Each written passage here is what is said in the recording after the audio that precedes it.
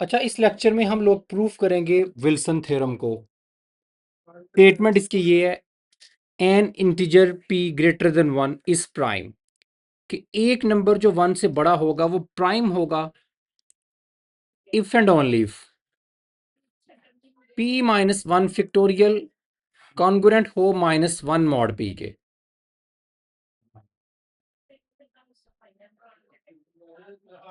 अच्छा, प्रूफ इसका देखें।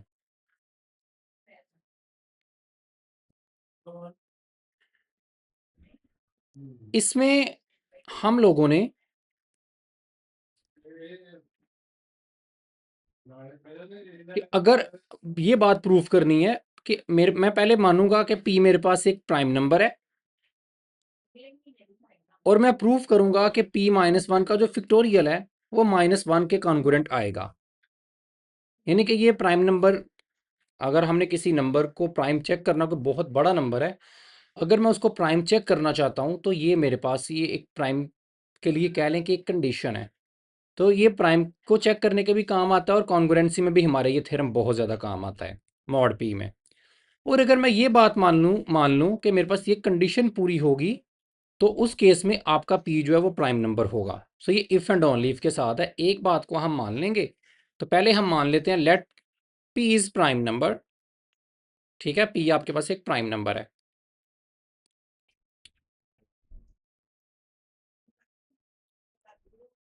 और हम ये वाला रिजल्ट जो है इसे हम लोग प्रूफ करते हैं।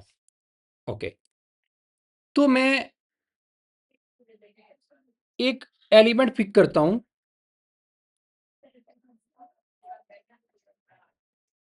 Late A is an integer,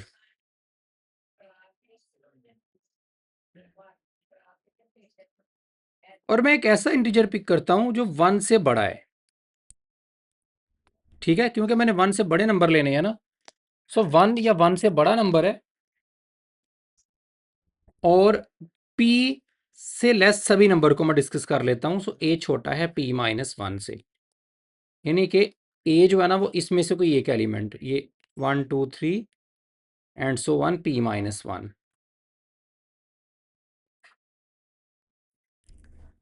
जब a इनमें से कोई एक नंबर है तो ये सभी p से क्या है, लेस नंबर हैं। तो p से छोटे जितने नंबर होते हैं p उनके साथ को प्राइम होता है। इसका मतलब है कोई भी a अगर आप लोगे तो वो p के साथ क्या होगा, उसका जीसीडी 1 होगा। ओके, हमने लीनियर कॉन्ग्रुएंस में पढ़ा था कि a x congruent to 1 mod p, अगर इसका और इसका जीसीडी अगर इस नंबर को डिवाइड करे तो मेरे पास सोल्यूशन एग्जिस्ट करता है, और जितना जीसीडी आता है उतने सोल्यूशन मेरे पास एग्जिस्ट करते हैं। अब ए और पी का जो जीसीडी है ना वो मेरे पास 1 है, और 1 1 को डिवाइड करता है, मुझे पता है। इसका मतलब है इस लीनियर कॉन्ग्रुएंस का सोल्यूशन एग्जिस्ट करेगा। ठीक है, ये मैंने खुद से लीनियर कॉन्ग्रुएंस बनाई है, और सोल्यूशन एग्जिस्ट ही नहीं सिर्फ करेगा, जीसीडी 1 आने की वजह से सिर्फ एक सोल्यूशन होगा। यानी कि ये linear congruence has unique solution.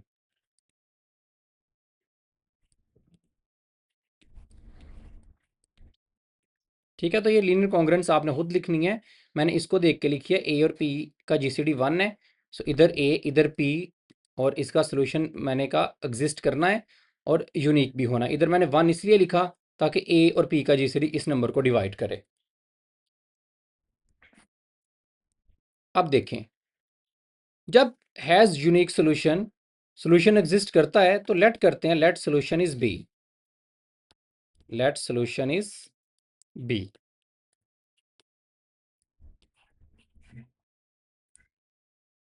तो ये आ जाएगा A B congruent to 1 mod B. Solution को मैं उसकी जगह पे पुट कर सकता हूँ एक्स की जगह पे। इससे हमें ये पता चलता है कि हर ए के पास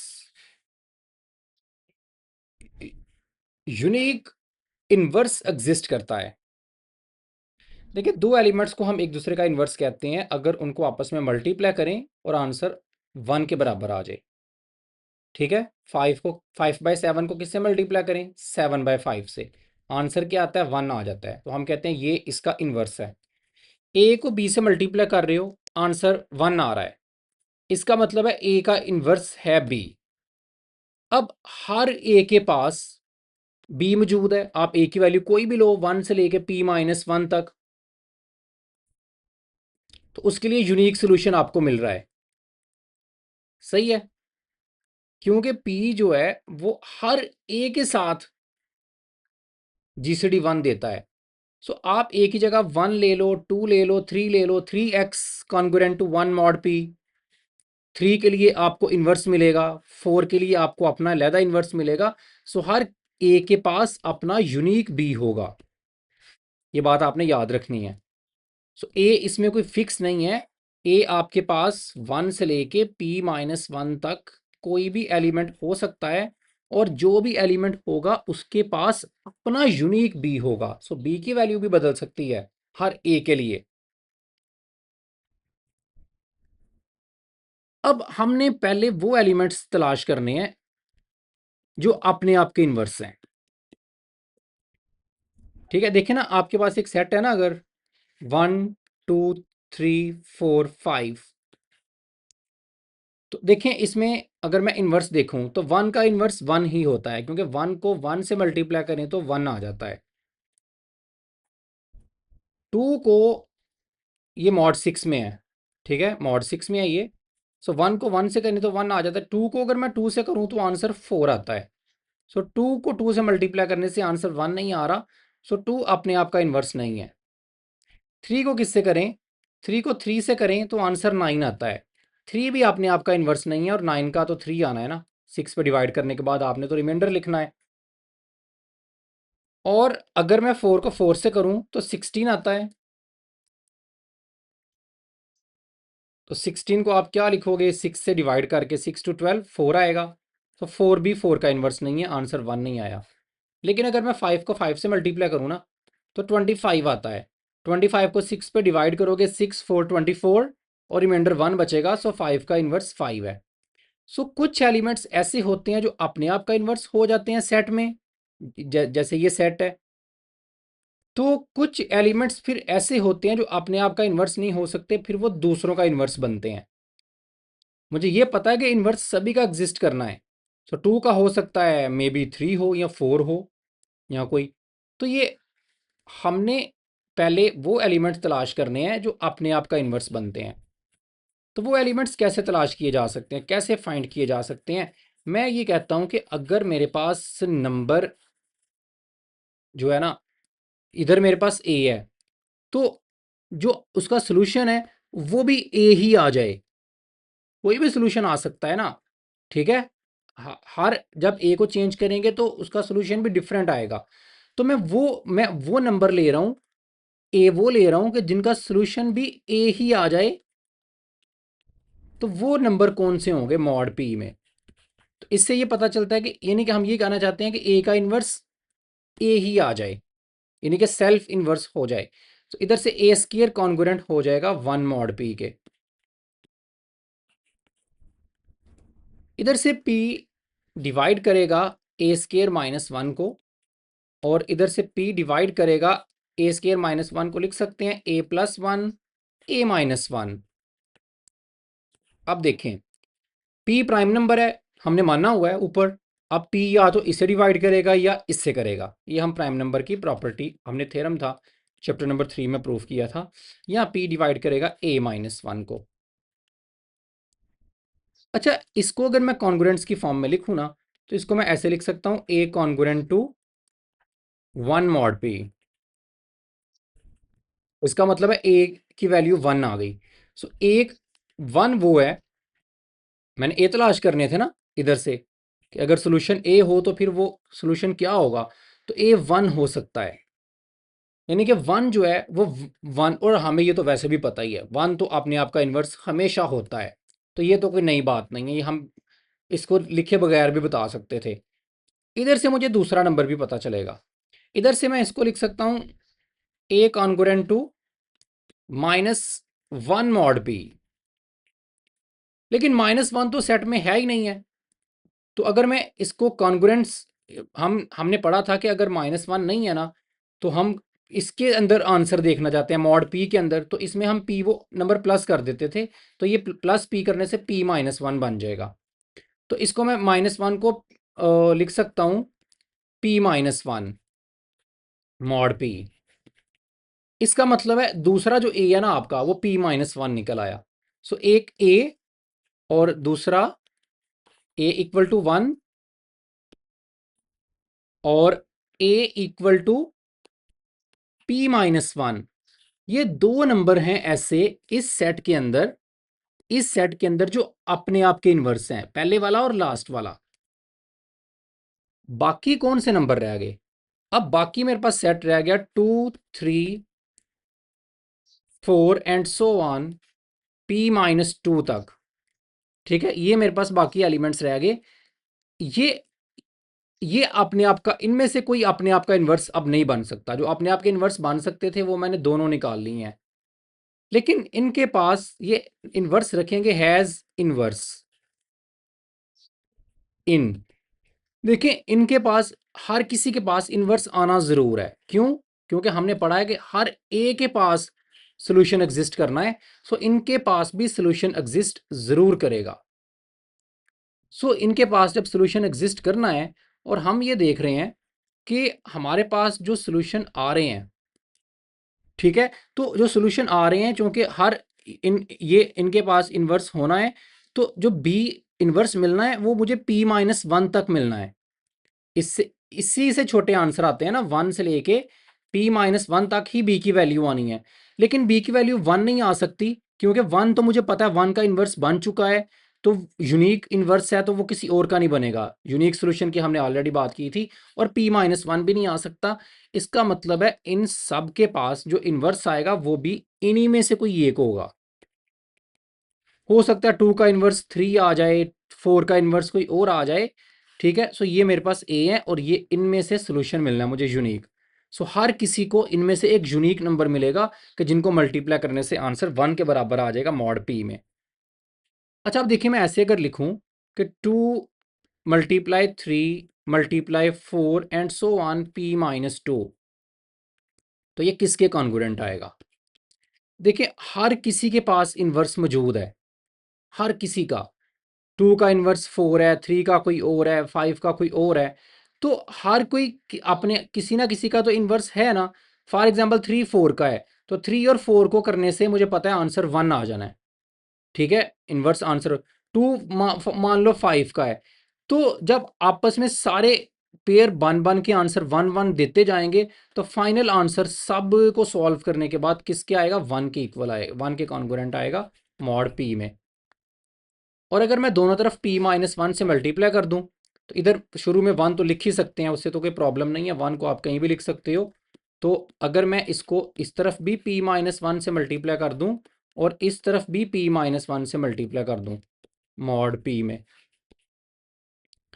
तो ये मेरे पास आ जाएगा p माइनस वन का factorial. p minus one, p minus two, छोटे सभी नंबर है ना वन तक, तो ये सबसे बड़े नंबर का फिक्टोरियल बन जाता है congruent to p minus one mod p। अब चूंकि p को डिवाइड करता है, सो p कॉन्ग्रुएंट होता है जीरो के मॉड p में। ठीक है, p को तो मैं p की जगह पे जीरो भी लिख सकता हूं, तो मैं इसकी जगह पे जीरो लिख देता हूं। सो p माइनस वन फिक्टोरियल जो है ये कॉन्ग्रुएंट हो गया माइनस वन मॉड p के। तो ये मेरे पास रिजल्ट्स जो है ना, ये मेरे पास प्रूफ हो गया।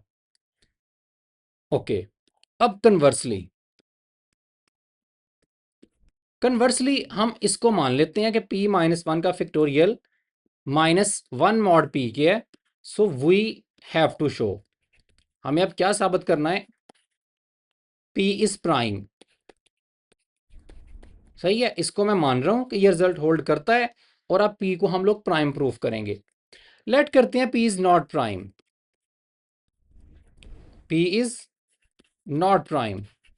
अगर p प्राइम नहीं है तो इसका मतलब है that implies p is composite, फिर p कंपोजिट होगा क्योंकि वन से तो बड़ा ही है ना, तो वन से बड़े नंबर अगर प्राइम ना हो तो फिर कंपोजिट होते हैं। और फिर मैं p को लिख सकता हूँ a मल्टीप्लाई b की फॉर्म में। हर कंपोजिट नंबर जो होता है वो प्रोडक्ट में लिखा जा सकता है, उसकी हम फैक्टराइजेशन फिर कर सकते हैं। इधर a जो है ये वन से बड़ा होता है और p से छोटा होता है, इसी तरह b भी जो है जिसकी फैक्टराइजेशन की है उससे तो आंसर छोटा आता है और वन से बड़ा आता है।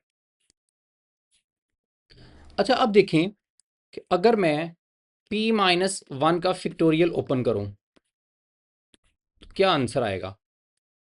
हमें पता है p माइनस वन का फिक्टोरियल क्या आना है, p माइनस वन से सभी छोटे number, p minus two, p minus three, p minus one ने खुद भी आना होता है और छोटे नंबर सभी आ रहे हैं, तो a भी तो p से छोटा है ना, तो a फिर क्या होगा, a हो सकता है हमारे पास p से छोटा p माइनस वन हो सकता है या फिर p माइनस टू हो सकता है, यानी कि p से छोटा नंबर कोई भी, यानी कि p से छोटा इंटीजर क्या होता है p माइनस वन या p माइनस टू या इस तरह से। तो इसका मतलब है कि p माइनस वन के फिक्टोरियल में a भी आएगा। ठीक है, इसके फिक्टोरियल में p से छोटे नंबर आने हैं ना p माइनस वन के फिक्टोरियल में, और a भी p से छोटा है तो इसके फिक्टोरियल में a भी आएगा और इसके फिक्टोरियल में b भी आएगा एंड सो ऑन, ये वन तक इस तरह प्रोडक्ट पीछे आती रहेगी। सो इस तरह से p माइनस, लेकिन इसका मतलब फिर ये हुआ कि p माइनस वन कॉन्ग्रुएंट किसके हो जाएगा। देखें ये क्या नंबर है p equal to A B, ठीक है, यानी कि इसका मतलब है कि इधर p आ गया, इसको मैं p के बराबर है ना ये a और b जो दोनों की जो प्रोडक्ट है, तो इसका मतलब है राइट साइड जो है ना आपकी ये डिविजिबल हो जाएगी p से। सो p माइनस वन का फिक्टोरियल जो है ना ये कॉन्ग्रुएंट किसके हो जाएगा, जब ये p के डिविजिबल है तो जो नंबर p के डिविजिबल होते हैं वो जीरो के कॉन्ग्रुएंट होते हैं फिर। ठीक है, जैसे हमने ऊपर भी बोला है। ठीक है, अगर p डिवाइड करे p को तो मैं इसे लिख सकता हूँ p congruent to zero mod p। जब वो इसको डिवाइड करेगा तो रिमाइंडर जीरो देगा, तो जब ये p पर डिविजिबल है पूरा पूरा तकसीम हो सकता है तो रिमाइंडर p के साथ जब मैं इसको डिवाइड करूंगा तो रिमाइंडर क्या बचना है, जीरो। ठीक है, मॉड p में इधर आप लिख दें as p divides A B, तो ये कंट्रोडिक्शन आ गई क्योंकि हमने तो बोला था p माइनस वन का फिक्टोरियल माइनस वन के कॉन्करेंट है, ये हम इसको लेके चले थे। तो अब नीचे मेरे पास आ गया p माइनस वन का फिक्टोरियल जो है वो जीरो के कॉन्करेंट निकल रहा है, so this is a contradiction. इसका मतलब है p इज प्राइम, जो मैंने कहा था ना कि प्राइम नहीं है वो बात मेरी गलत थी। सो ये मेरे पास पूरे का पूरा थ्योरम जो है ये प्रूफ हो गया। सो इस लेक्चर में मेरे पास इतना ही विल्सन थ्योरम। हम अब अगले जो लेक्चर्स बनाएंगे हम तीनों थ्योरम्स के जो रिलेटेड है वो क्वेश्चन सॉल्व करेंगे। तब तक के लिए अल्लाह हाफिज़।